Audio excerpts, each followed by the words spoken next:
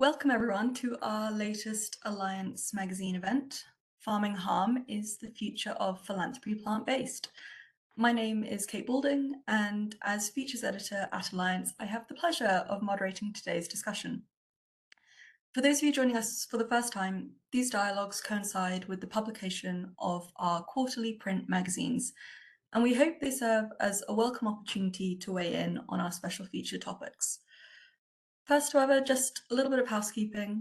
Today's event will run for approximately 1 hour, with the first part of this dedicated to our wonderful panelists, who you can see on the screen, and 10 to 15 minutes set aside at the end for a Q&A. If you'd like to contribute to the Q&A, and we really hope that you will, you can submit your questions using the chat function Slido, which you'll find in the panel on the right-hand side of your window. That should be indicated with a white S on a green background. We'll be collecting questions throughout the session, and I'll try my very best to try and get through as many as possible. When you do ask a question, though, it would be great if you could please also tell us your name and also your organisation. In addition, for those of you keen to add captions in a preferred language, you can click on the CC icon at the bottom left hand of your screen. If you do have any technical difficulties throughout today's event, please use the chat to alert a member of the Alliance team, or you can message them directly and you can see their chat icon, which is the capital A on the white background. They'll do their best to assist you as quickly as possible. Finally, as an extra bonus for joining today's launch event, we're offering a 20% discount code to anyone who would like to subscribe to Alliance magazine. We're a compendium of news, analysis, and opinion on global philanthropy and social investment, and sort of the home for big ideas and bright minds, really pushing the sector forward. The link for that will be in the chat very shortly, and a recording of today's webinar will also be shared with all attendees after the session.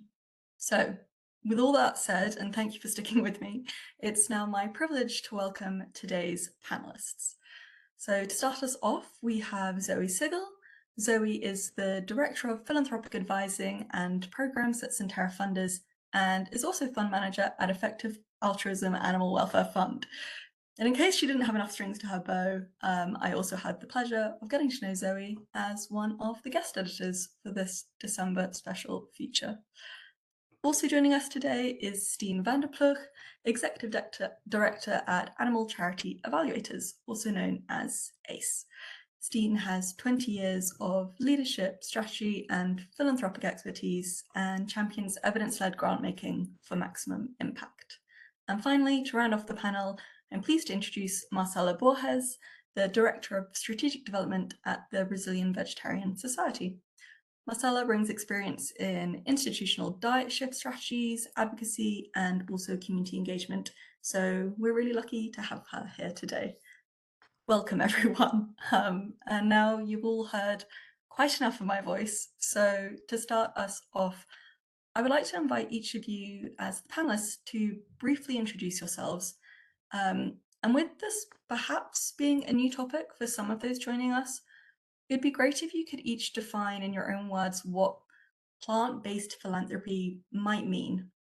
Does anyone feel keen and want to go first, or shall I pick someone? Marcela, I'm going to go for you. I was going to say to start. So as Kate mentioned, first of all, thank you for the invite, Kate. It's a pleasure to be here among such incredible people. I had a chance to read the articles of the magazine and it's just amazing.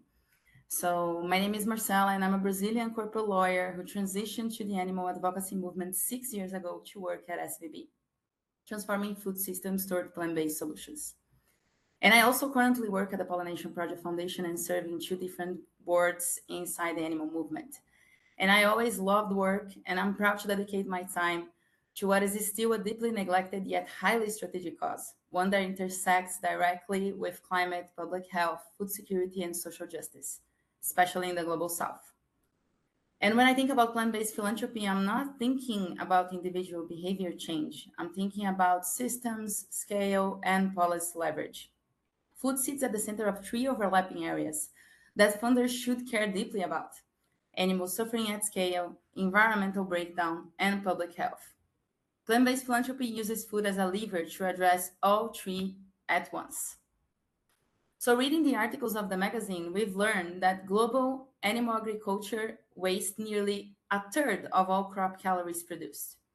These are calories that could directly feed people, but instead flow through inefficient systems that drive deforestation, biodiversity loss, and climate emissions. In Brazil, this is even more explicit. 74% of national greenhouse gas emissions comes from agriculture, vast majority of grains for animal feed and livestock. So plant-based philanthropy also responds to a silent social crisis in Brazil. The country has exited the hunger map yet again this year, but 25% of the population still experience food insecurity. In many vulnerable communities, and I'm also talking about cities here, food deserts mean ultra-processed foods are often the only option.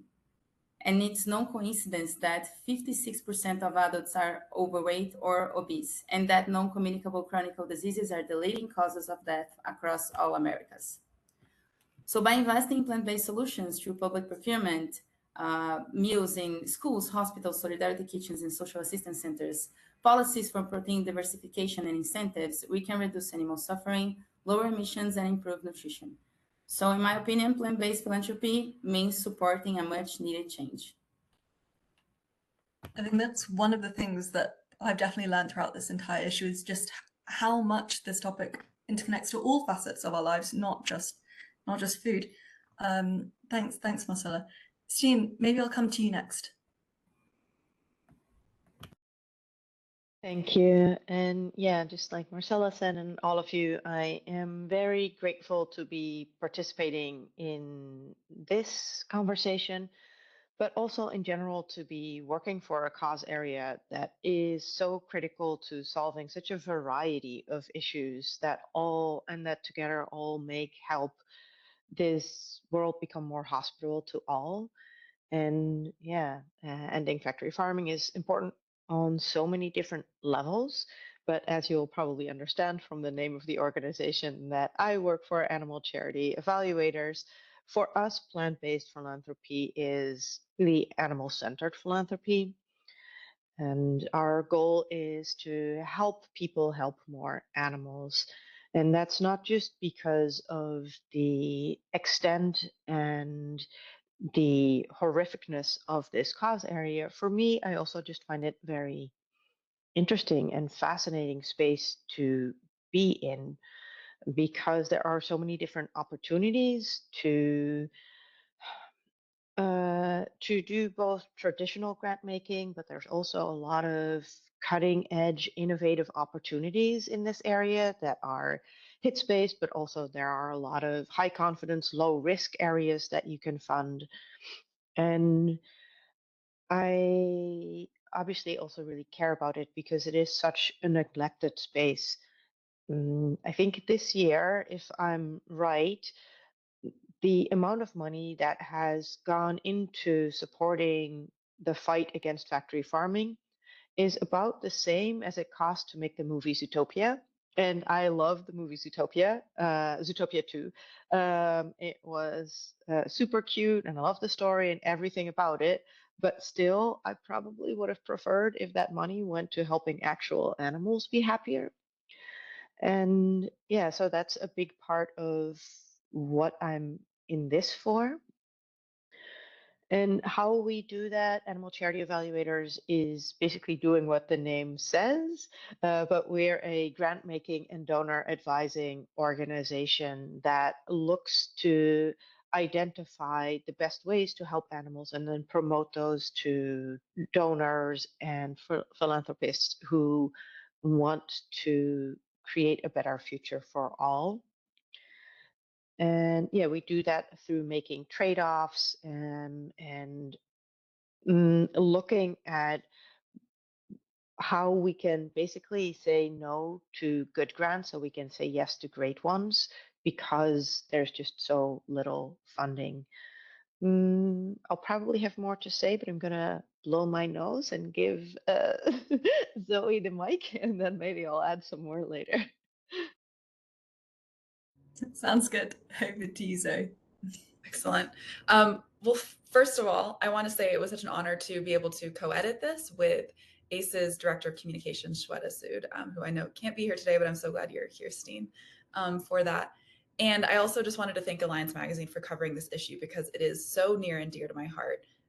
This is what I work on day in and day out for, like the rest of my career. This is my passion.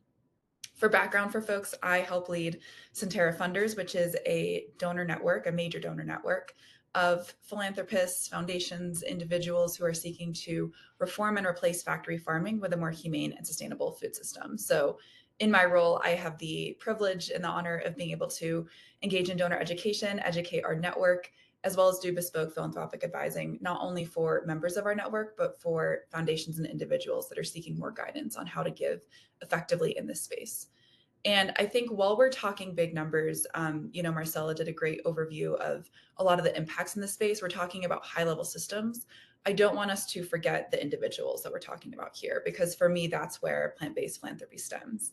It really stemmed from my interest in this topic stemmed from a very young age when I was a very young girl at a petting zoo holding a little baby chick in my hand. And I remember decades later, I remember her little eyes fluttering, like her eyelids fluttering. I remember how soft her feathers were. And I think, decades later now, the kind of animals I'm advocating for are ones like her, right? Sentient beings who are capable of feeling joy, capable of suffering. And it's not only just like one unnamed chick that I'm thinking about, right? We're talking about a large scale. We're talking about nearly 200 billion animals that are unfortunately slaughtered in factory farming every year around this world. But not only animals are we talking about, we're also talking about people, unfortunately, and we're going to get into this in the call today. People that are living in factory farming communities that are faced with particulate matter related deaths because of the air quality that they're being subjected to. We're talking about climate refugees that are, suffering a myriad of food insecurity or a variety of security issues due to climate change, which animal agriculture is responsible for about 14.5% of global greenhouse gas emissions. So we are talking about individuals here. So when we say plant-based philanthropy, I think this does posit a solution, right? That term is very solutions oriented, but I don't think it quite explains the breadth and the depth of the problems that it's trying to face. And so I'm looking forward to digging into those problems, but also digging into those solutions today. And I think the magazine feature did a pretty good job of that balance of looking at this wide breadth of problems, but also the wide opportunities and solutions that philanthropy can really enable in this space. Super, thanks. Zoe. Yeah, great overview from all three of you. And maybe Zoe, we can come back to you and just unpack one of those topics that you've referred to now, but that came up all the time in this special feature with most of our contributors in the dialogue with Peter Singer as well. And that's namely whether funding for animal welfare should be a priority right now, given the weight of human needs at the current time. And I think that is a concern for a lot of donors who are maybe adjacent to the space, rather than that being their primary focus. I wonder if you have thoughts on that.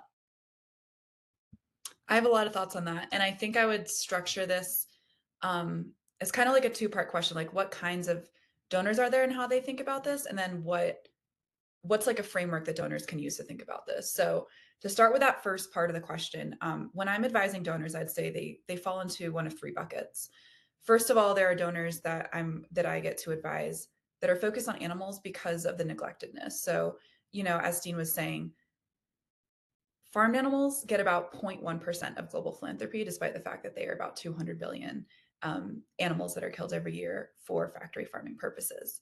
And for these donors, they say, we are going to focus on animals because it's so neglected. It is such a high scale. And we see that there are real solutions that we can work in that space. So that's one bucket.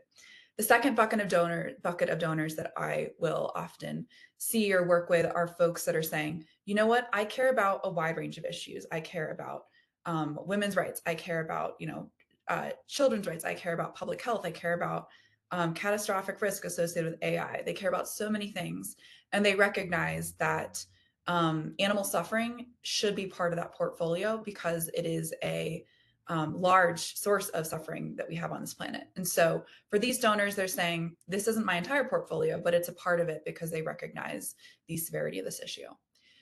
That's number two. The third bucket of donors are donors that say, you know, I actually don't care about animal impact, but I care a lot about climate change. I care a lot about climate change. And when I look at the numbers, I see that climate funders generally are neglecting the food system space, despite the fact that it's such a large portion of our greenhouse gas emissions. And particularly in that space, you know, funders aren't investing in the most efficient ways to reduce greenhouse gases. And so that's how they come to the system, or that's how they come to the food system and addressing factory farming.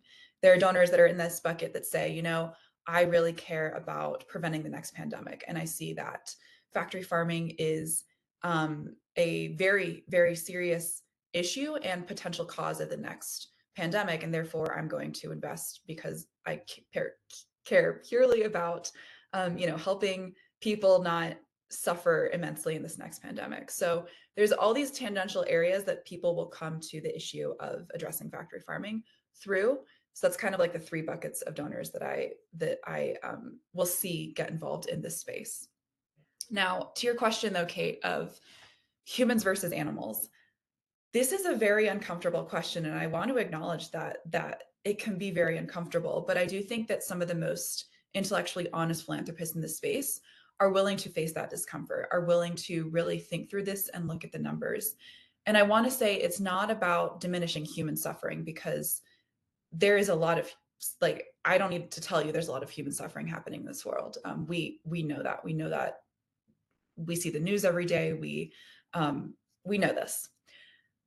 Instead, I think this is about really recognizing and being brave enough to recognize the scale and intensity of suffering for animals that exist on factory farms today. And when we try to apply numbers to this, I think this is one framework that some funders will use in this space. When they apply numbers to it, they'll say, okay, let's look at the cost to impact one human life. Let's say to save a human life. Well, GiveWell, which a lot of people probably know about, is a gold standard for assessing what are the most cost-effective ways that we can save a human's life. And they found that some charities can save a human life for somewhere between $3,000 and $5,500 US, which is extraordinary. I mean, that's incredible. $3,000 can save someone's life. Now, Rethink Priorities, which is a think and do tank, did a lot of investigating into this question of how do we even try to start comparing like human suffering and animal suffering. And they brought in so many metrics. There's literally a book written about the methodology on this. It is very complicated, but to distill it as briefly as I can, they looked at measures like sentience, like welfare ranges, which includes saying that, for example, what's the greatest intensity of suffering or joy an animal can experience compared to a human. They took all these into account and they ran the numbers, and they found that for some of the most cost-effective ways to help animals, so particularly corporate cage-free campaigns, getting major corporations to take hens out of cages and stop them from suffering their entire lives in cages, they found that those interventions are 10 times more effective at reducing suffering than even the best human suffering-focused interventions. And these are using very conservative estimates, like assuming that a chicken only can experience about 10% of the level of suffering that a human can. There's very interesting calculations on this. Happy to refer folks to a lot more information on this. But ultimately, you know, when donors that are like willing to look at the math on this, they see how impactful donations to help animals can really be. Now, I want to highlight, though, there's not a single correct portfolio. I think for each individual philanthropist, we all have different values and goals and, you know, ways that we're trying to make impact in this world. But I do think at this point, ignoring factory farming can be a major blind spot for a lot of funders, whether they care about animals, whether they care about climate change, whether they care about public health, you know, environmental justice, all these different issues. And what we see across the board is all these issues can point in the same direction of reforming and replacing factory farming has such a profound, deep, widespread impact that we're not able to see in a lot of other philanthropic sectors. Yeah, super. I think the blind spot point is a good one. And maybe it leads quite nicely on actually maybe we can bring in Steen here to address another concern that regularly arises around animal funding. And that relates to those who maybe have finally overcome that blind spot and are interested in entering the grant making space, but perhaps who fear they may look hypocritical because maybe they eat meat or they wear leather shoes or they drink milk or any of those sort of traits which you would characteristically be a bit like, oh no. And Steen, maybe it would be helpful to actually hear what it's like to work in this area of philanthropy for those interested. And is there any risk of sort of being booed out of town? I can understand those nerves. There are a few things that might be at play when people see the importance of supporting the efforts in industrial agriculture but are still hesitant.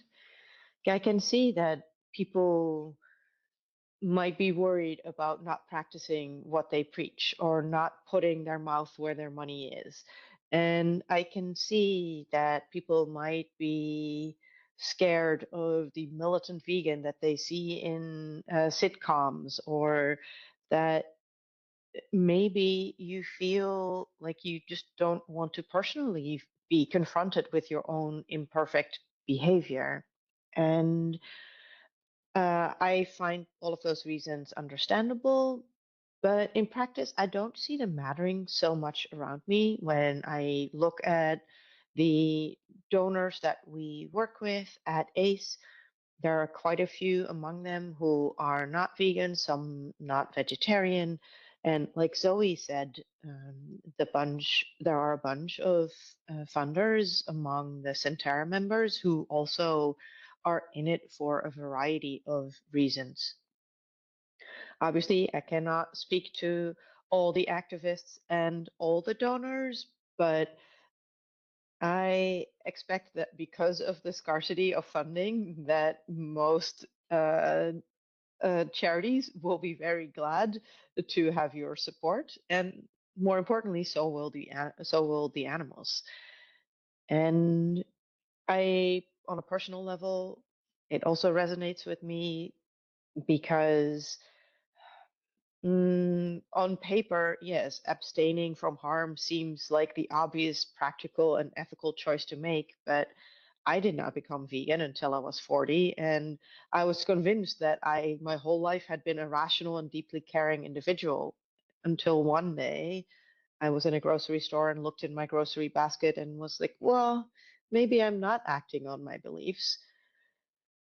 Mm, but as you've also seen from the magazine, like this is not just about personal responsibility. We are dealing with such a complex and global problem that is embedded in our customs and in traditions and identities and our economies and politics, and the opponents have a lot of power. Big ag is everywhere. The amount of money that they spent on lobbying, and yeah, life is just complicated. So when you're confronted with something that is so big as the horrific stuff that's happening in industrial farming, yeah, ideally you do two things. You stop participating in the production of cruelty, and you practice ahimsa and go plant-based, and you mm, you do the thing that is right. But yeah, for many people, meat is delicious, and you also have to deal with your in-laws at the Christmas table, or you are very tired when you come home from work, and things get personal, and food is just deeply entangled in all of our lives. So I understand that that choice is hard. So that's the first thing that, yeah, on paper you should do. I do it, but I understand that that's not always possible for everyone. And I also am not sure it is the thing that makes the biggest difference because it is such a large scale problem. So the two responses are, in my opinion, you stop participating in the production of cruelty, and the other thing is help change the systems of suffering. And that is the thing that you and many of the people on this call are uniquely set up to do. And you can really only do that through collective action and collaboration and philanthropy. So, yeah, if your life currently is not set up in a way in which you are maximally have pulled yourself out of doing harm, then you can still help animals on a massive scale by activating your philanthropy. And that probably helps more animals. And I would also say that it's probably especially important for vegetarians and meat eaters to participate in plant-based philanthropy because it's about your food. This is about the health of how your food is made and about the communities in which you live. And mm, no one likes animal abuse, or at least no one sane does. And as far as I know, like none of the meat eaters who are on this call are into animal suffering. They're just also caught in this system where making compassionate choices is we're just it's made to be hard, and that's hard to fight. So yeah, how one more thing about the system.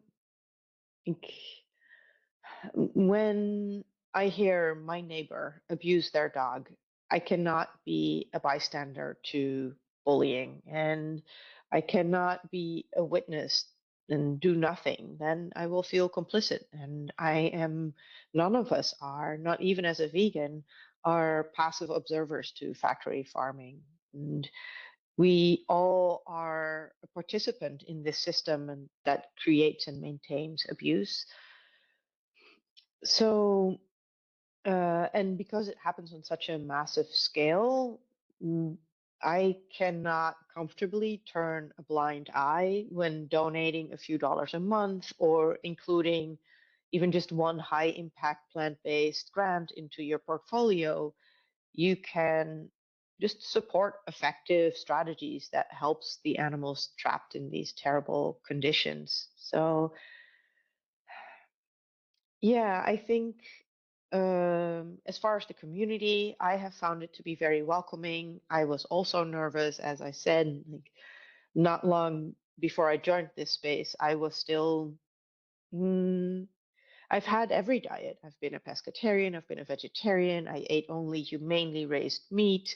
I, and I've eaten everything from foie gras to chicken feet to eggs and, um, I quit, but and I try to make up for past behavior. Um, But in the end, I think what matters is how much good we end up doing for the animals that we're trying to help. And that is the thing that matters. And I think the animal protection space is an exceptional space of doing good effectively and where you can be more compassionate than anywhere else. And yeah, that's an opportunity that we should not miss, regardless of what our maybe behavior is on a small scale.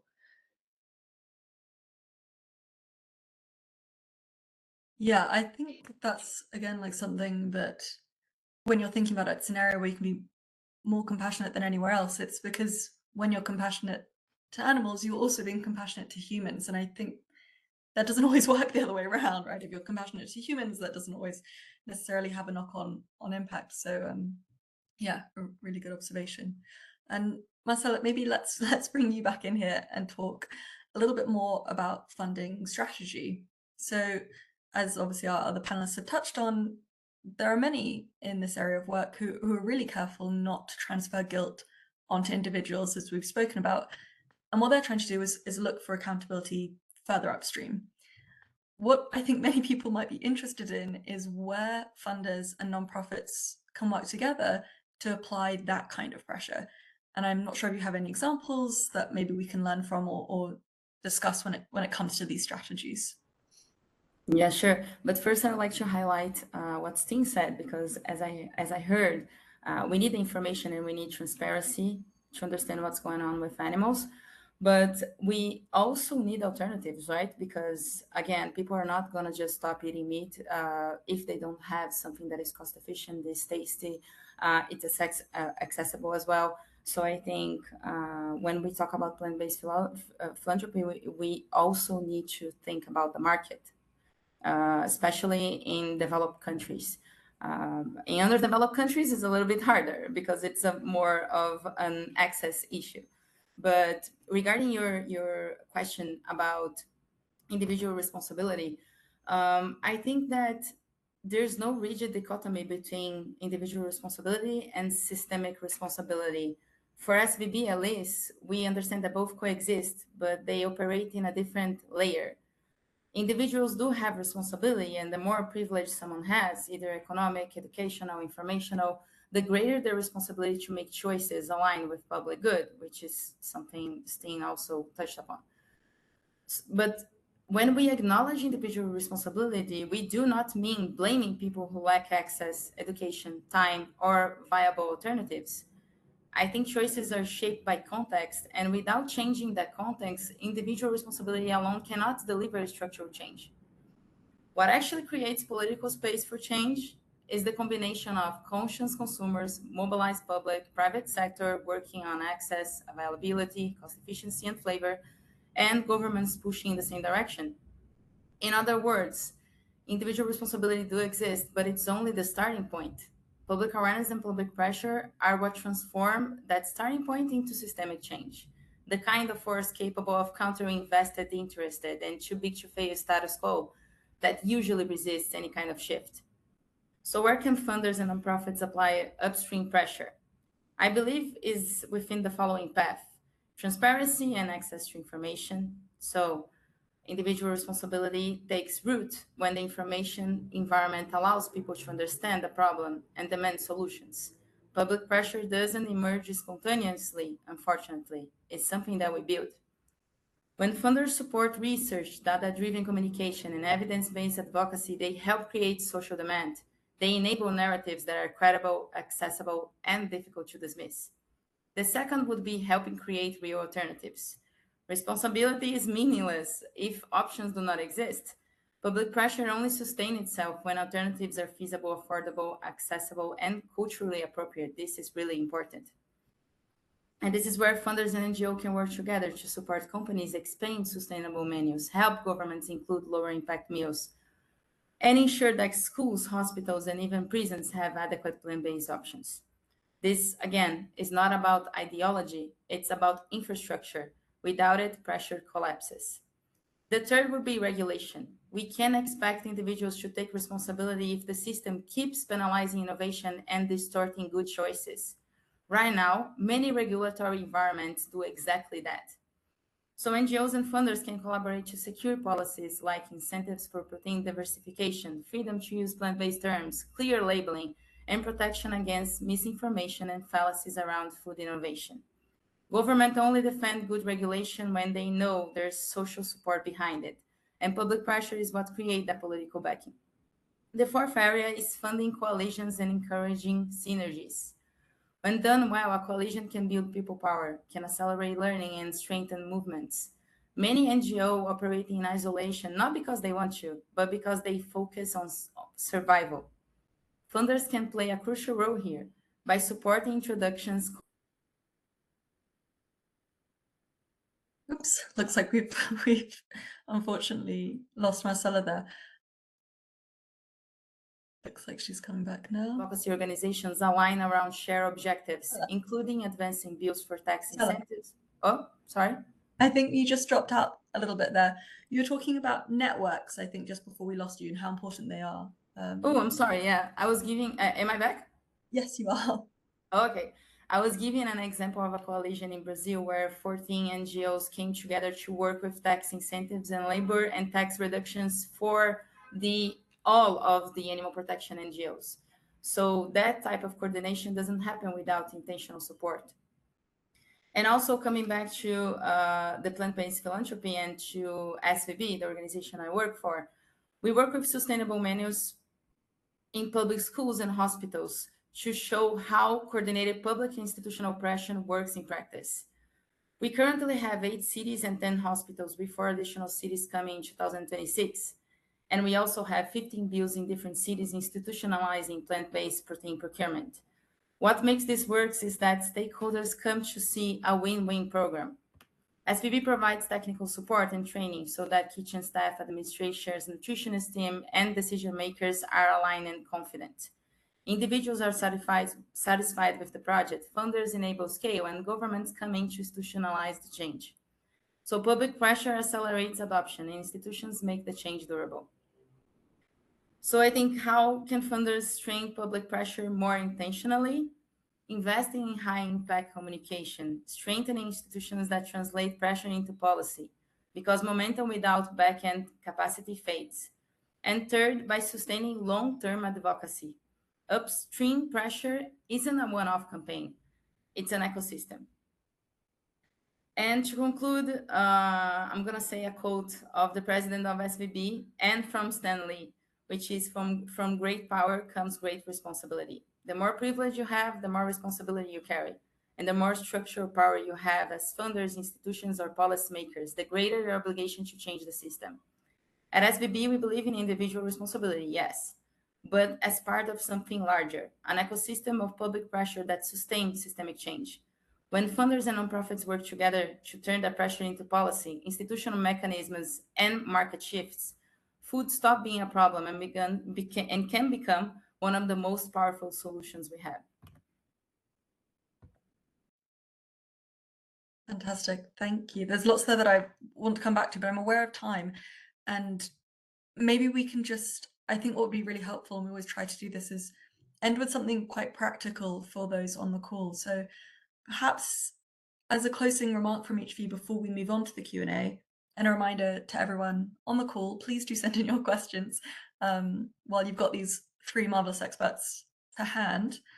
But specifically to our panelists, what do you think one practical step funders or nonprofits could take away and implement this week in terms of ideas or themes or topics spoken about in this call today? Zoe, why don't we come to you first? Sure thing. Okay, so as Marcella highlighted, philanthropy allows us to unlock institutional reform as opposed to just focusing on the individuals. So I just highly recommend that any philanthropist looking into the space really look at what are organizations doing to impact larger institutions. So we have a very diverse ecosystem of organizations in this space. I don't have time to go through the dozens and dozens that I would recommend and love dearly and are doing incredible work, but I want to recommend 3 things. The first, if you are wanting to just learn about specific organizations and donate to one fund that can distribute to them, check out ACE. Steen, I'm sure we'll talk about animal charity evaluators. They do rigorous evaluation, and you can learn about specific theories of change for specific organizations. So ACE. The second one I'd recommend is the EA Animal Welfare Fund, the Effective Altruism Animal Welfare Fund. For full disclosure, I am a fund manager there, 1 of 5, but that is an opportunity where if you trust the fund managers and trust the strategy behind it, they're able to deploy funding pretty quickly to opportunities that are urgent and have a reason for us to fund right now. So that's pretty cool too.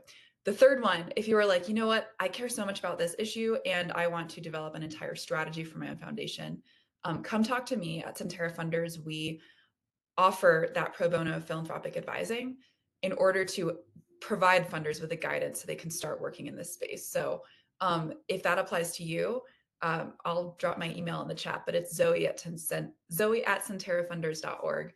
And I'm more than happy to work with qualified folks on that philanthropic advising. Super. Marcella, should we jump back to you? I would say ACE also. Firstly, because SVB is one of the recommended charities, but no, I actually would say ACE because the process, it's so good and nurturing for the operational aspects of the organizations and for the theory of change and focus.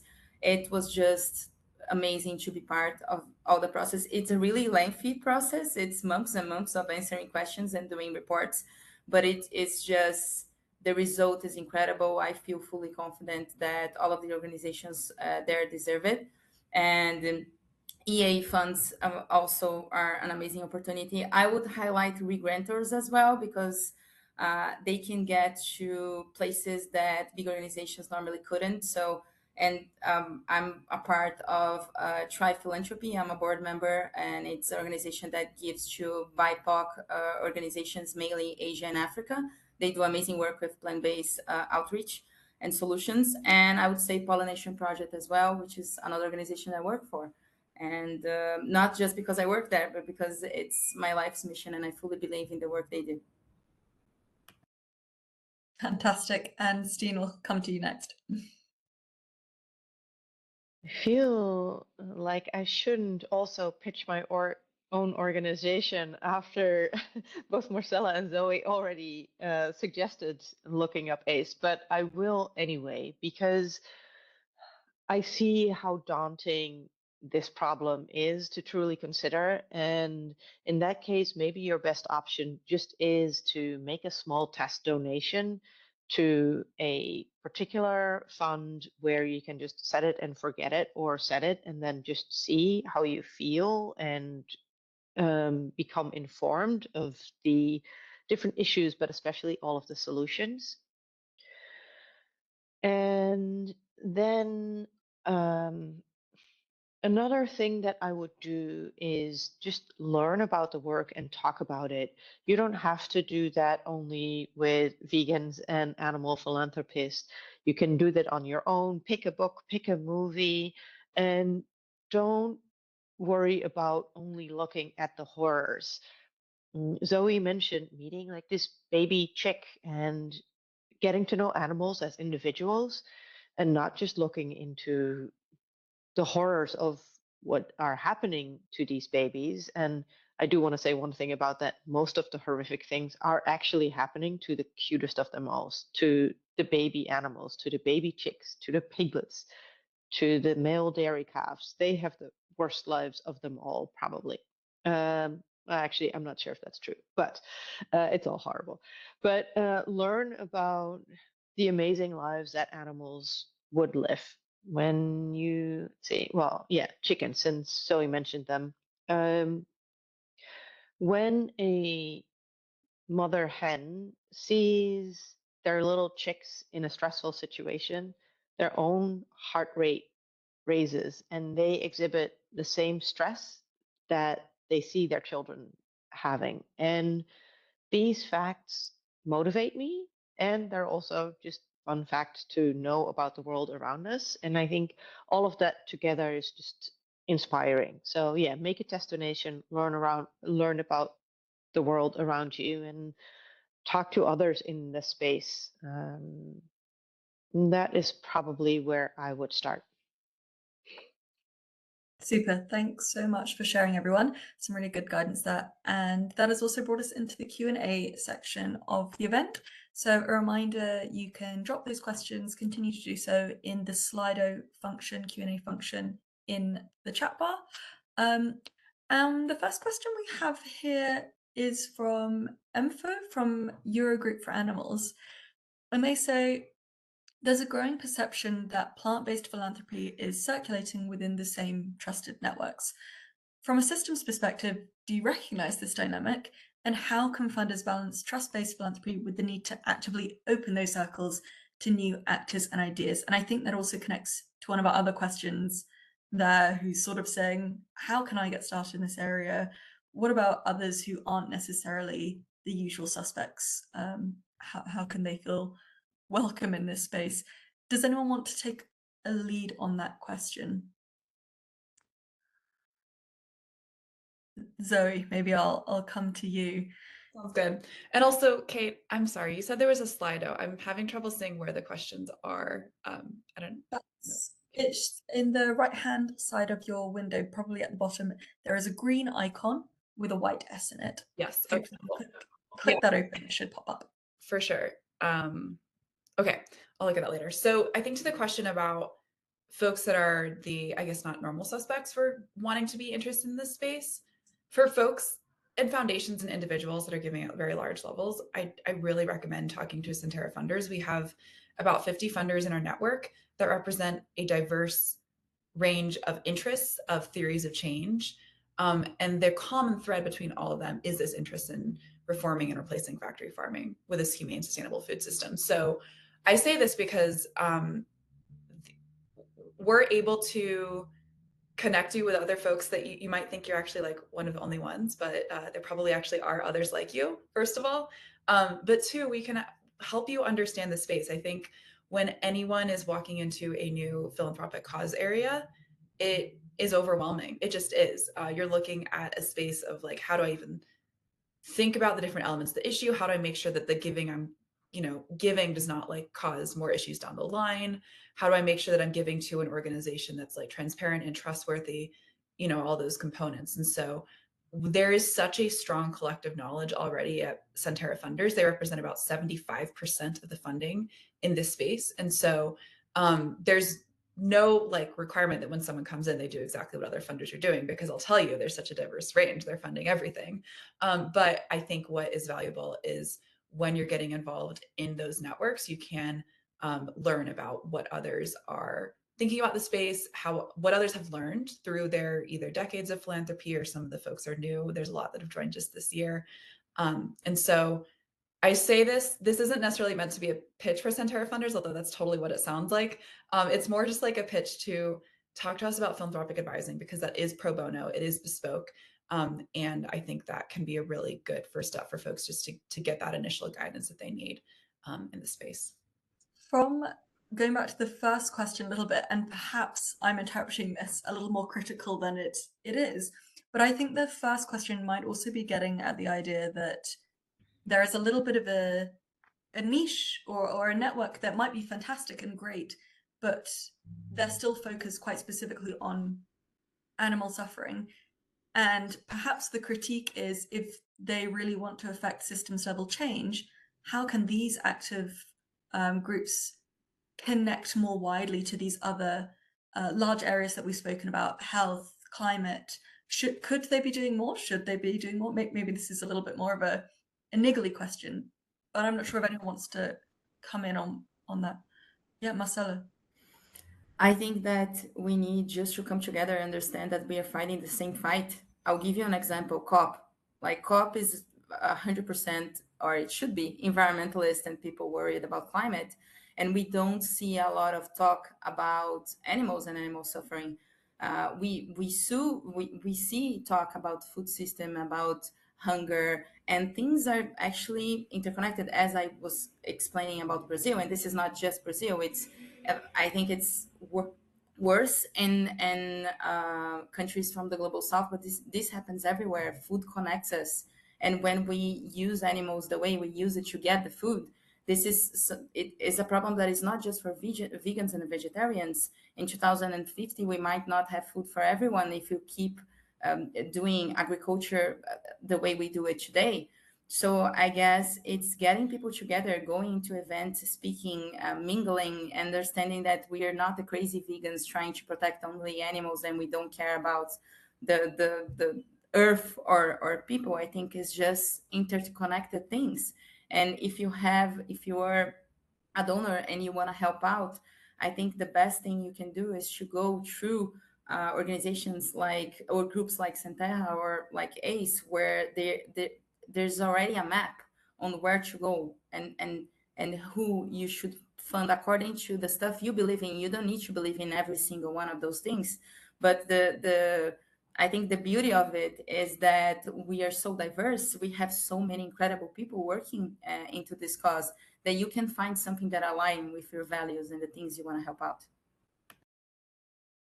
Yeah, I think in a way also the critique could go both ways in that sense, couldn't it? In the sense that, okay, yes, what can sort of this network do to connect more widely, but also what can this wider donors, advocates, networks do to connect, notice, and engage with us? Because you're quite right, Marcella, we're all hopefully on the same side.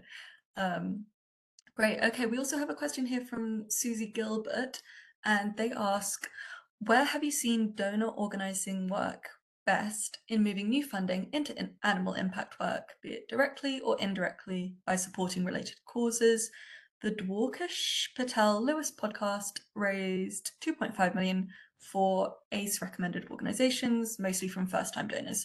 I'd be keen to do more work like this. Steen, I'm not sure if you have any starter thoughts on this one. Yes, I do. Somewhat. But before I get to Susie's question, I want to say one more thing about what you just said, Kate, about that this is an issue that everybody cares about. And something that we haven't really touched on yet is that what is fascinating to me about wanting to end factory farming or ending animal cruelty is that it's also not a politically polarizing issue. It doesn't matter if you have traditional values or very progressive ones. Nobody likes what we do to male chicks in the egg laying industry. If you are in it for rights reasons or for sanctity of life reasons, I think we need to also be good about being in all of those spaces and accept that what you said is true, that everybody cares about treating other individuals with a capacity for feeling with kindness. But I'll get to Susie's question. Yeah, I think it is a really good one that is something that, again, Centera is also very involved in. I believe that the podcast mentioned Lewis Ballard, who is the person who directs all of the animal welfare philanthropy at Coefficient Giving, one of the big members of Centera funders, organized this. And I think the kind of like the meta fundraising, how do you get more money into the space, needs to happen on different levels, on a very on a level where you work with wealth holders and people who have a large capacity to give as individuals or family offices. And then there are the foundations who might have a variety of giving options, who could potentially add a little bit in their portfolios. And then, of course, there are also the individuals, and the podcast is a great way to get smaller or medium level donors to participate. And that is also something that where ACE is trying to make a difference, to become something like a product review site, but then for animal charities, so that anyone who wants to learn more or wants to do more can find their way into how to help more animals. So a lot of my time and a lot of my coworkers' time is actually spent not just on identifying what the best places are to direct your money to, but also to do marketing and growth outreach and all the things that I personally don't really understand, like SEO and ads and all of that. But apparently that's how we get also in front of the people who currently clearly care about animals because they support their local animal shelter or a nature reserve or their bird watching community. And I think, yeah, a lot more effort needs to go toward making sure that we reach all of the people who want to end factory farming but don't really know how. Susie, I'd be happy to talk about this anytime if you want to reach out to me. I love talking about meta fundraising. Super, thanks, Dean.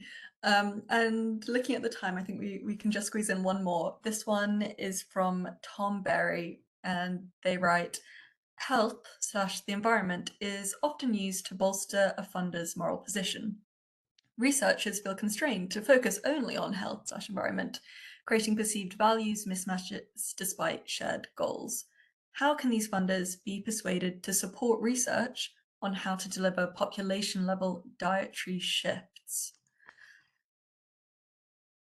Is anyone keen to comment on that? I think I can add something to it. The main reason why we get implementations meat reduction programs in Brazil is never animals. When we are doing the implementation, we don't talk about them, which is sad and breaks my heart. But what we always touch upon is either climate, an environmental calculator that does the math with like water spare, grains, land, and so on, and CO2 emissions, CO2 equivalent, or we talk about health.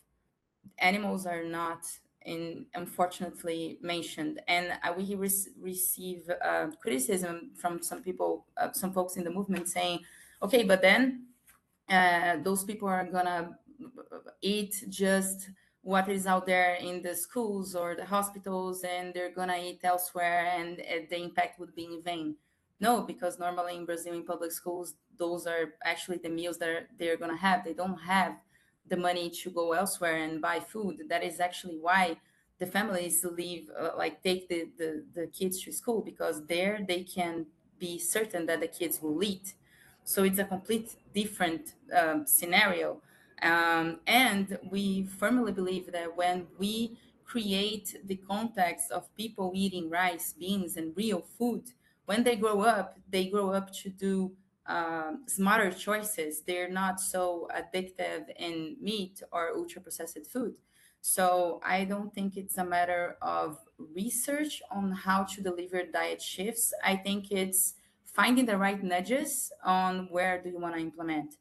And again, coming back to the individual responsibility for us, it was always one person. Either they went to a veg fest, or they saw a documentary, or they understood the importance of this work, and they opened the door for us.